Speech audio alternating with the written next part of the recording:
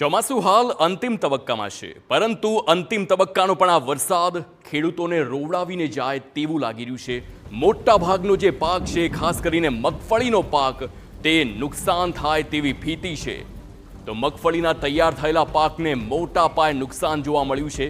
ખેડૂતોની ચિંતા વધી છે અને તેમાં પણ રાજકોટમાં હરિપરપાળ ગામમાં ખેડૂતોનો તૈયાર થયેલો મગફળીનો પાક વરસાદમાં ધોવાઈ જતા ખેડૂતોની ચિંતા વધી ગઈ છે।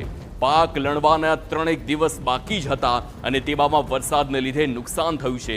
તો બીજી તરફ સર્વે છતાં પણ અગાઉ પણ કોઈ પણ મદદ ન મળ્યાના ખેડૂતોનો આક્ષેપ છે। ખેડૂતોને નુકસાની ગણો તો પાયમાલ જ છે। ખેડૂત એનું ગણતરી એવી છે કે 12 મહિનામાં મહેનત કરી હોય, આ છેલ્લે 3 સાલ વરસાદ ઓછાના હિસાબે પાક એક આવશે, એ પાક માટે ત્યારે છેલ્લે લુવાઈ ગયા। હવે આમાં ભાગ્યની ગણતરી કરો તો એની મજૂરીના નથી છૂટે એમ, ખેડૂતની નથી છૂટે એમ, અને માલઢોરવાળા જાજા દુઃખી છે, કારણ કે જે રાખે છે એને અટાણે ચારો શું નાખવો એ વિચાર કર્યા જેવી વાત છે। મગફળીનું હતું અને તુવર હતી, તો મગફળીમાં તો પાલો બગડી ગયો, ઢોરનો ચારો વહી ગયો, મગફળી ડેમેજ થઈ ગઈ।